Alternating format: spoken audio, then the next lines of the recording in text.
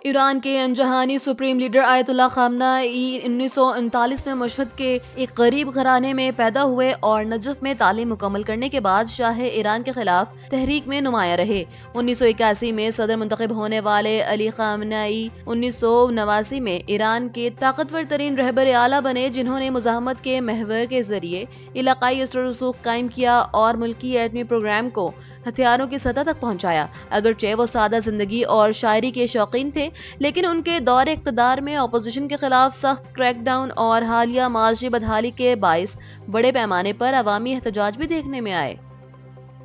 آیت اللہ خامنہ ای کی شہادت کے بعد ایران میں قیادت کی منتقلی کا عمل تیز ہو گیا ہے، جس کے تحت آیت اللہ علی رضا عرافی کو 3 رکنی عبوری قیادت کونسل کا فقیہ رکن مقرر کر دیا گیا ہے۔ ایرانی میڈیا کے مطابق یہ کونسل، جس میں صدر مسعود پزشکیان اور چیف جسٹس بھی شامل ہیں، نئے سپریم لیڈر کے انتخاب تک ملک میں تمام ریاستی امور کی نگرانی کرے گی۔ علی رضا عرافی، جو مجلس خبرگان کے نائب چیئرمین اور ایران کے دینی مدارس کے سربراہ ہیں، خامنہ ای کے بااعتماد ساتھی سمجھے جاتے تھے۔ تاہم تجزیہ کاروں کا کہنا ہے کہ انتظامی طور پر مضبوط ہونے کے باوجود سیکیورٹی اداروں میں ان کا اثر و رسوخ فی الحال محدود ہے۔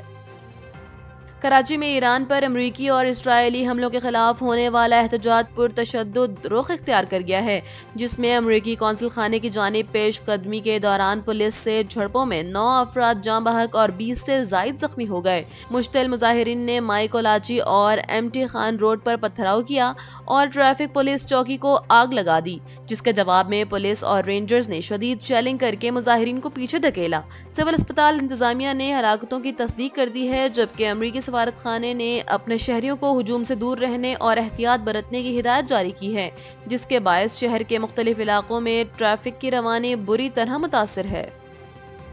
وفاقی وزیر داخلہ محسن نقوی نے ایرانی سپریم لیڈر آیت اللہ خامنہ ای کی شہادت پر گہرے دکھ کا اظہار کرتے ہوئے اسے پوری امت مسلمہ اور پاکستان کے لیے ایک سوگوار دن قرار دیا ہے۔ اپنے تعزیتی بیان میں انہوں نے واضح کیا کہ ہر پاکستانی اس عظیم سانحے پر ایرانی عوام کے غم میں برابر کا شریک ہے۔ تاہم انہوں نے شہریوں سے اپیل کی ہے کہ وہ جذبات میں آ کر قانون ہاتھ میں نہ لیں اور اپنا احتجاج صرف پرامن طریقے سے ریکارڈ کروائیں۔ ایران میں سپریم لیڈر اور ان کے خاندان کی شہادت کے بعد 40 روز سوگ کا سلسلہ جاری ہے، جبکہ پاکستانی حکام ملک بھر میں سیکیورٹی صورتحال پر کڑی نظر رکھے ہوئے ہیں۔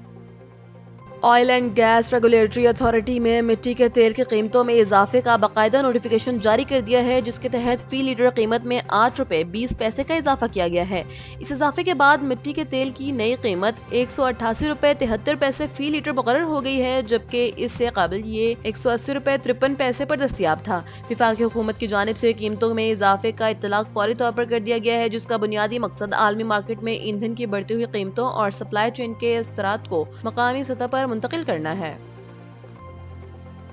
وزیر اعظم شہباز شریف نے خطے میں تیزی سے بدلتی ہوئی صورتحال اور سیکیورٹی چیلنجز کے پیش نظر ایک اہم اعلیٰ سطحی اجلاس طلب کر لیا ہے، جس میں عسکری قیادت اور انٹیلیجنس اداروں کے سربراہان شرکت کریں گے۔ ذرائع کے مطابق اجلاس کا ایجنڈا خاص طور پر افغانستان میں جاری آپریشن غضب للحق اور ایران میں حالیہ حملوں کے بعد پیدا ہونے والی تصویراتی صورتحال کا جائزہ لینا ہے۔ اس مشاورت میں پاکستان اپنی قومی سلامتی اور خارجہ پالیسی کے حوالے سے نئی گائیڈ لائنز مرتب کرے گا، تاکہ بدلتے ہوئے علاقائی حالات میں ملک کے مفادات کا تحفظ یقینی بنایا جا سکے۔